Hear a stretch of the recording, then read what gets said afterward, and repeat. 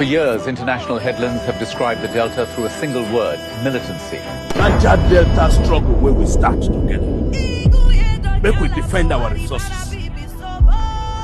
Make we defend our people.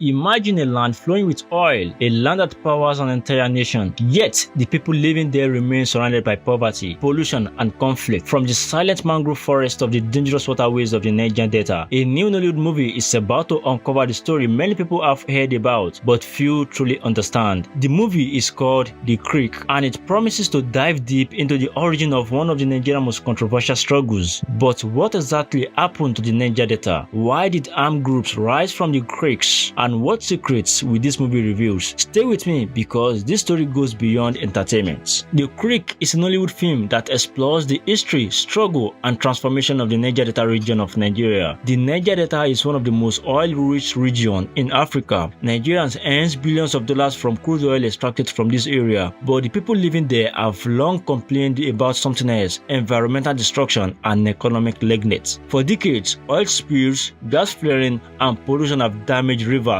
farms, and fishing communities. Villages that once thrived on fishing and farming slowly began to lose their livelihood. Frustration grew and anger built up, and eventually resistance began to form. The Creek takes viewers back to those early days when young men from Niger Delta first began organizing to demand justice for their communities. This film is expected to portray how peaceful protests slowly transformed into armed militancy. Groups began emerging in the creeks, claiming they were fighting for resource control, environmental justice, development for local communities. These militants knew the creeks better than anyone. The maze of river and mangrove forests became their natural fortress. From there, they launched attacks on oil facilities, kidnapped foreign oil workers, and confronted government forces. For some people, these fighters were freedom fighters. For others, they were criminals disrupting the economy. The Creek will likely explore both sides of this complicated story. One of the most fascinating parts about this movie will be its setting. The Niger Delta Creek are unlike anywhere else in Nigeria. Endless waterways, thick mangroves forests, small villages built along rivers, wooden boats as the main form of transport. The creeks became the hidden world where militant groups lived, trained, and planned their operations. This movie is expected to show the harsh realities of life inside these waterways,